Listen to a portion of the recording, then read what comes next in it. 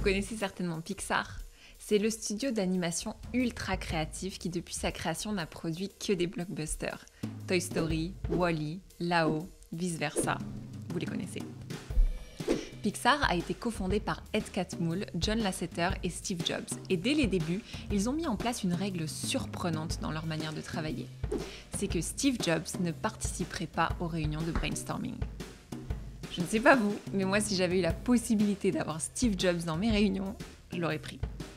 À première vue, pour Pixar, ça aurait aussi eu beaucoup de sens parce qu'à l'époque, Steve Jobs était un expert absolu en design, en calligraphie et en technologie informatique. C'était le type à avoir pour produire des images de synthèse révolutionnaires.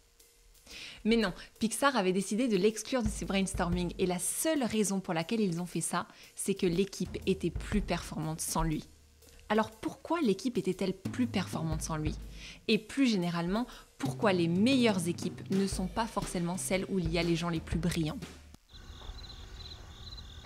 Pour trouver la réponse, il faut se pencher sur les recherches faites par le MIT.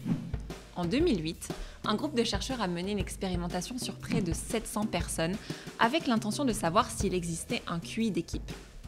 Ils ont divisé les 700 personnes en petites équipes et leur ont assigné une batterie d'exercices qui leur demandaient de se coordonner. Ça allait de lister les différents usages possibles d'une brique à faire du shopping avec une liste de courses préétablie. Et ce qu'ils ont découvert, c'est que les équipes qui réussissaient un exercice de coordination les réussissaient tous. Et au contraire, les équipes qui échouaient à un exercice échouaient à tous. Les chercheurs se sont alors concentrés sur les équipes les plus performantes pour étudier leur comportement. Et ils ont remarqué qu'elles avaient en commun deux traits majeurs. Le premier, c'est que chaque personne de l'équipe avait le même temps de parole. Et le deuxième, c'est qu'une grande majorité des coéquipiers étaient doués pour savoir ce que les autres ressentaient. Dit autrement, prenons une équipe A très sérieuse et une équipe B avec une ambiance cool. L'équipe A rassemble les gens brillants.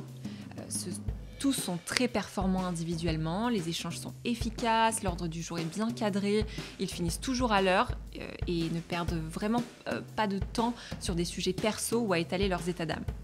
Dans l'équipe B, au contraire, les gens parlent souvent en même temps, ils prennent 20 minutes à papoter avant de démarrer la réunion, ils se racontent des anecdotes perso et partent régulièrement en digression au lieu de respecter l'ordre du jour. À votre avis, entre l'équipe A et l'équipe B, quelle équipe est la plus performante?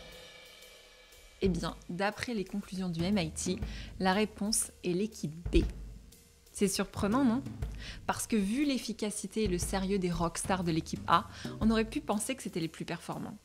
Mais en réalité, ce qui fait défaut à l'équipe A, c'est qu'elle ne donne pas l'opportunité aux gens de se raccrocher aux petites choses qui sont hors du business. Les anecdotes perso, les silences, les émotions sur le visage des gens. En d'autres termes, ce qui manque à l'équipe A, c'est ce qu'Amy Edmondson, professeure à la Harvard Business School, a appelé la sécurité psychologique. Alors c'est quoi la sécurité psychologique? C'est une croyance partagée entre tous que l'équipe ne va pas juger, punir ou rejeter une personne qui partagerait une idée nouvelle ou qui prendrait un risque. Une équipe est donc en sécurité psychologique quand personne n'a peur d'être soi-même. C'est quand chacun se dit « Ok, je suis encouragé à remonter les problèmes, je suis libre de demander de l'aide aux autres, je suis valorisé pour mes talents et pour ma personnalité, je suis soutenu quand je prends des risques et je suis reconnu pour mes efforts. » Pour revenir à l'histoire de Pixar, ce que je vous racontais au début, c'était donc pour garantir un climat de sécurité psychologique que Steve Jobs n'était pas invité dans les brainstorming. Parce qu'aussi brillant que Steve Jobs était, il pouvait avoir un ascendant qui faisait que ça empêchait les autres personnes de s'exprimer, de pleinement être eux-mêmes et de partager leurs idées. Aujourd'hui, la sécurité psychologique est un sujet qui est en train d'exploser. Il n'y a qu'à regarder la courbe des tendances des recherches sur Internet depuis la crise du Covid-19 en 2020, les statistiques flirtent avec les 100% dans le monde entier. Et c'est aussi le secret de performance des équipes de chez Google. Ça ne vous aura pas échappé, Google c'est une entreprise obsessionnelle sur les sujets de la performance et de la productivité. Et depuis 2012, après un projet de recherche de 3 ans sur 180 équipes à étudier les paramètres qui influent la performance, Google a tout misé sur la sécurité psychologique dans son management. Ils ont développé tout un arsenal de méthodes et de guides pour le faire. Alors vous, racontez-moi, que faites-vous aujourd'hui pour que vos coéquipiers se sentent libres d'être eux-mêmes au travail ?